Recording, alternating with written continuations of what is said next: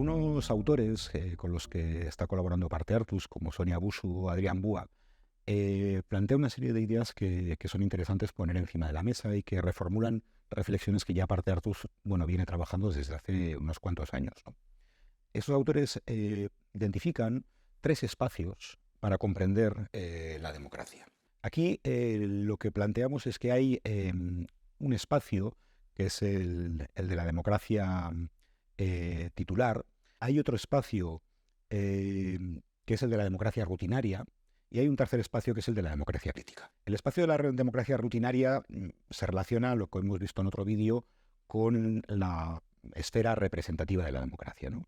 Está hablando, de la burocracia institucional. Adrián Bua y Sonia Abusu retoman una idea que es la de la democracia impulsada por la gobernanza, es decir, la conexión entre la democracia titular y la democracia rutinaria se mejora en la medida en que la gobernanza y la participación permite llegar a respuestas más cercanas a la ciudadanía. Este suele ser normalmente el espacio cuando se aborda la participación, pues que es el más visible, ¿no?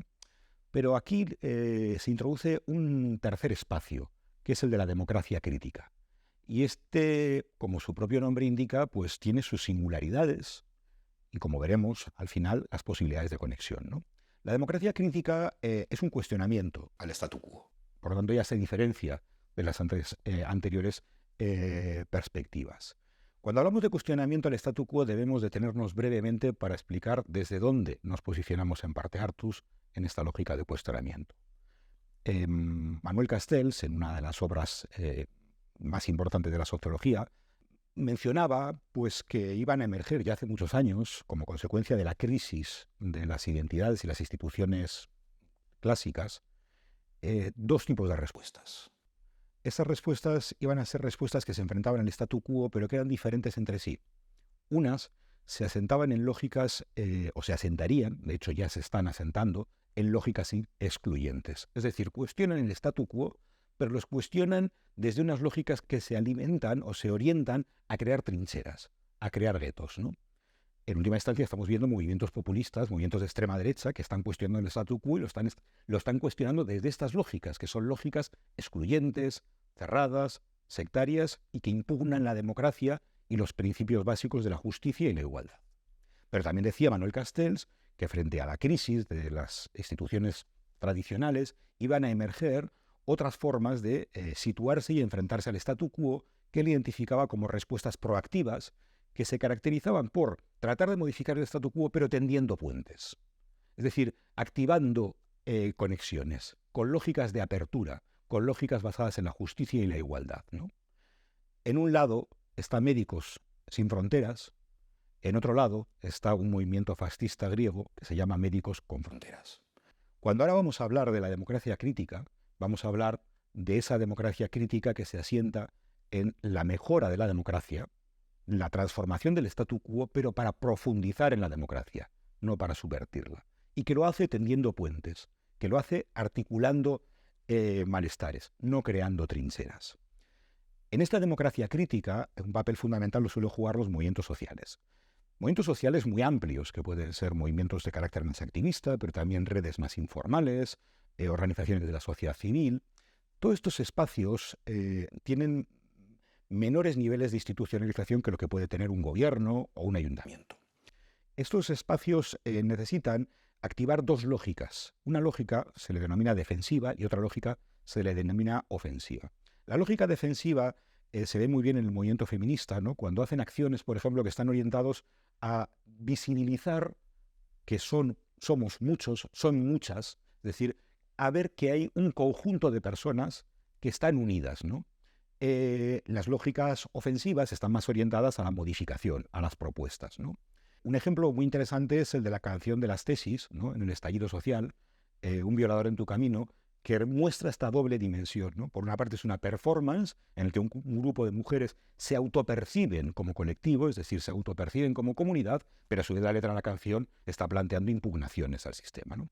Esto es importante porque para entender la democracia crítica nos permite explicar que las lógicas de la democracia crítica se sostienen, por una parte, sobre la protesta, la lógica ofensiva, pero también sobre la articulación de espacios autónomos que permitan, y en este caso, explorar nuevas formas de democracia. Algunas experiencias que emergen de la sociedad, como algunos centros sociales ocupados, pueden ser verdaderos viveros de innovación democrática, ¿no? Determinados huertos comunitarios, determinadas redes de bancos del tiempo, juegan ese papel de espacios autónomos que desde una lógica crítica existen. Aquí la pregunta es, ante este panorama, ¿qué es lo que tenemos que hacer, ¿no? ¿Por qué? Porque si hemos visto que hay una forma que es la democracia impulsada por la gobernanza, es decir, aquello que las instituciones hacen por invitación, tratando de mejorar su realidad, ahora vemos la cartografía mejor si añadimos otra vertiente de profundización democrática, que sería la gobernanza impulsada por la democracia.